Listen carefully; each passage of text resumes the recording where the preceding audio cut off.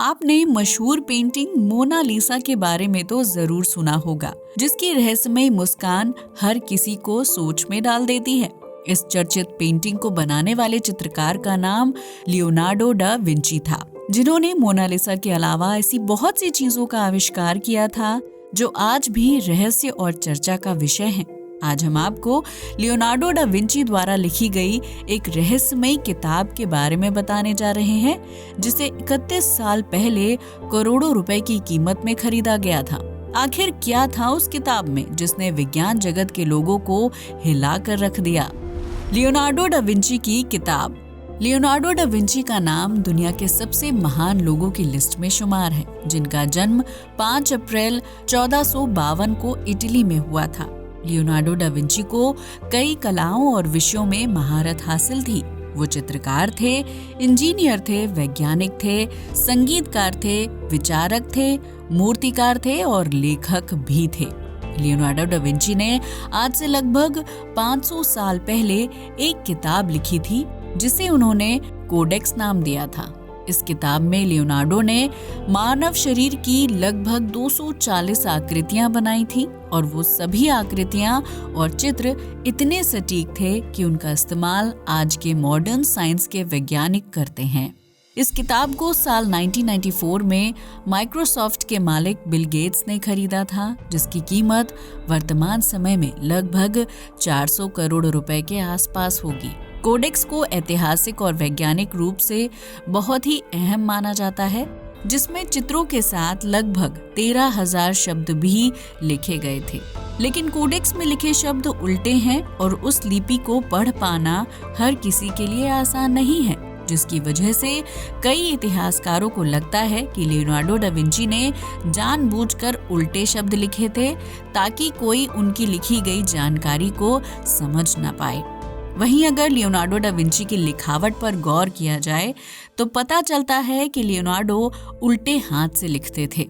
उस दौर में उल्टे हाथ से लिखने पर स्याही फैलने का डर रहता था, जिसकी वजह से लियोनार्डो ने आगे की तरफ लिखने के बजाय पन्ने पर पीछे से आगे की तरफ लिखना शुरू किया था।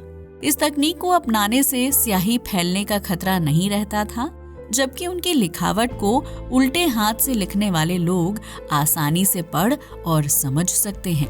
हालांकि लियोनार्डो डा विंची खुद कभी स्कूली शिक्षा पूरी नहीं कर पाए थे, लेकिन उन्हें इंसानी शरीर से जुड़ी जानकारी प्राप्त करने और इंसान के आंतरिक अंगों को देखने और समझने की बहुत जिज्ञासा थी। लिहाजा लियोनार्डो डा विंची ने मृत मानव शरीरों की चीर-फाड़ की, जिसे आधुनिक समय में ऑटोप्सी कहा जाता है। इसके बाद लियोनार्डो डा विंची ने मानव शरीर के अंदर जो कुछ भी देखा था, उसे चित्र के रूप में पन्नों पर उतार दिया था। लियोनार्डो डा विंची की चित्रकारी इतनी सटीक और साफ थी कि वर्तमान समय में आधुनिक टेक्नोलॉजी के जरिए भी ऐसे चित्र बनाकर तैयार करना मुश्किल लगता है। इन अंगों के साथ लियोनार्डो डा विंची ने इंसानी शरीर और उसके आंतरिक अंगों से जुड़ी जानकारी को कोडेक्स किताब में दर्ज किया था। वैज्ञानिक इस बात से हैरान थे कि आखिर लियोनार्डो ने 500 साल पहले मानव शरीर की इतनी सटीक चित्रकारी कैसे की थी, क्योंकि उस दौर में डॉक्टरों से इलाज करने में कई बार गलती हो जाती थी और इसकी वजह से मरीज की मौत भी हो जाती थी। वहीं उस दौर में मेडिकल की पढ़ाई करने वाले डॉक्टर और वैज्ञानिक भी मानव शरीर और अंगों से जुड़ी इतनी बारीक जानकारी मुहैया नहीं करवा सकते थे। लेकिन लियोनार्डो डा विंची ने अपनी रुचि और जिज्ञासा के चलते विज्ञान के क्षेत्र में सराहनीय कार्य किया था। लियोनार्डो डा विंची जब बड़े हो रहे थे तो इटली में गृह युद्ध की स्थिति थी। लियोनार्डो डा विंची ने इटली सेना और सैनिकों के साथ काम किया था, जिससे उन्हें हथियारों की समझ विकसित करने में मदद मिली थी। इसके बाद लियोनार्डो डा विंची ने ऐसे आधुनिक हथियारों के डिजाइन तैयार किए थे जिनके बारे में आप और हम सोच भी नहीं सकते हैं। लियोनार्डो डा विंची ने ऐसे रथ का डिजाइन बनाकर तैयार किया था जिसके अगले और पिछले भाग में धारदार हथियार लगे हुए थे। उस रथ पर आगे या पीछे से हमला नहीं किया जा सकता था, जबकि रथ के बीच में घोड़े और रथ में बैठने के लिए थोड़ी सी जगह थी। इस रथ का इस्तेमाल युद्ध के दौरान किया जा सकता था, जिसकी मदद से दुश्मन पर आगे और पीछे दोनों तरफ से हमला किया जा सकता था। इसी तरह लियोनार्डो डा विंची ने एक ऐसा टैंक बनाकर तैयार किया था जिसका बाहरी डिजाइन कछुए के खोल की तरह था। इस टैंक के अंदर लगभग 8 सैनिक एक साथ बैठ सकते थे, जबकि टैंक को चारों तरफ से तोप से कवर किया गया था।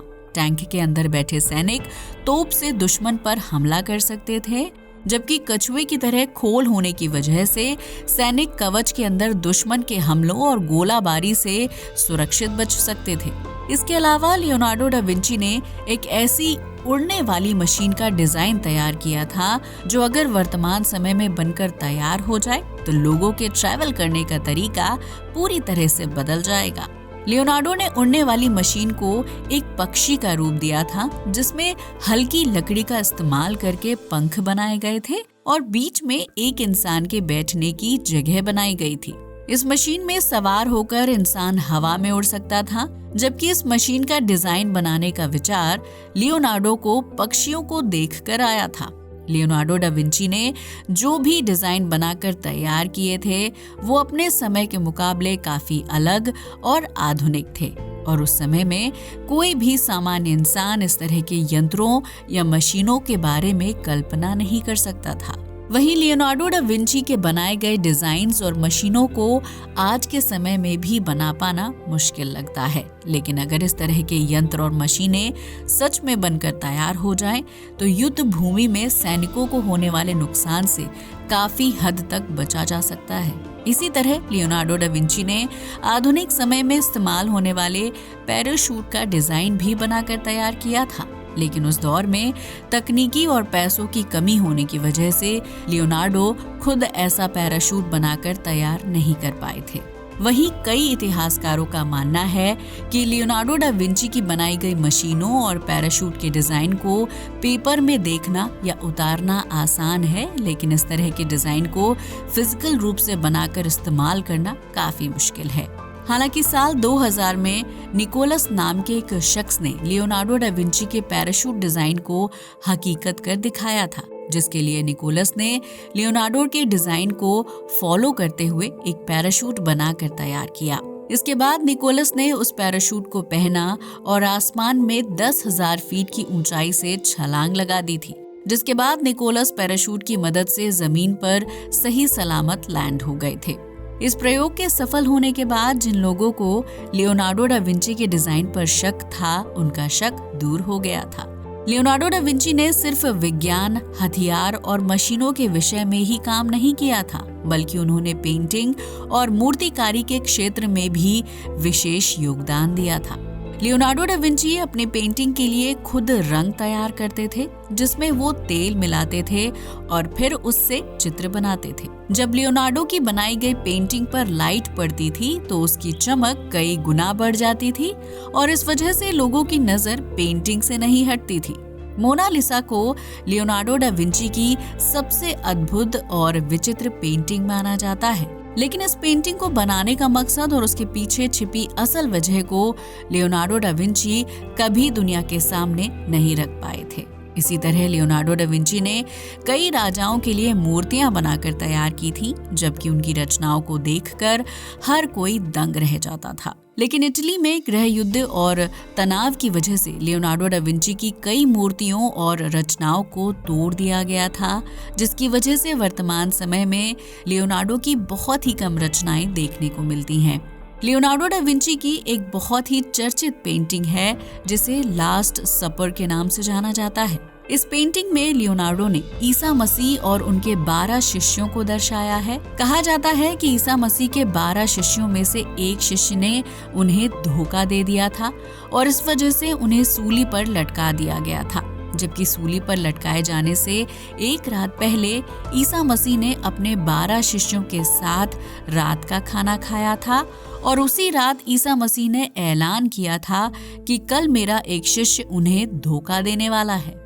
लियोनार्डो की ये पेंटिंग काफी फेमस हुई थी, लेकिन इस पेंटिंग को बनाते समय लियोनार्डो डा विंची ने रंगों के साथ कुछ एक्सपेरिमेंट किया था। इस एक्सपेरिमेंट का नतीजा ये हुआ कि पेंटिंग के रंग कुछ सालों बाद फीके पड़ने लगे थे, जिसके बाद पेंटिंग को ठीक करने की काफी कोशिश की गई, लेकिन उसे पहले जैसा रूप दे पाना पॉसिबल नहीं हो पाया।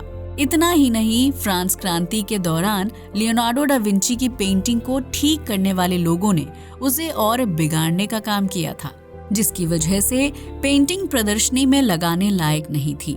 1970 के दशक में फ्रांस सरकार ने लास्ट सपर के साथ एक बार फिर प्रयोग किया था और लगभग 21 साल की कड़ी मेहनत के बाद पेंटिंग के रंगों को काफी हद तक सुधार लिया गया था, जिसके बाद उस पेंटिंग को आम लोगों के सामने पेश किया गया था। लियोनार्डो डा विंची अपनी बुद्धिमानी, मूर्तिकला और चित्रकारी से इतने फेमस हो गए थे कि उनके पास शादी करने या फिर प्रेम करने का वक्त नहीं था, जबकि राजा लियोनार्डो को अपने साथ लेकर घूमना पसंद करते थे।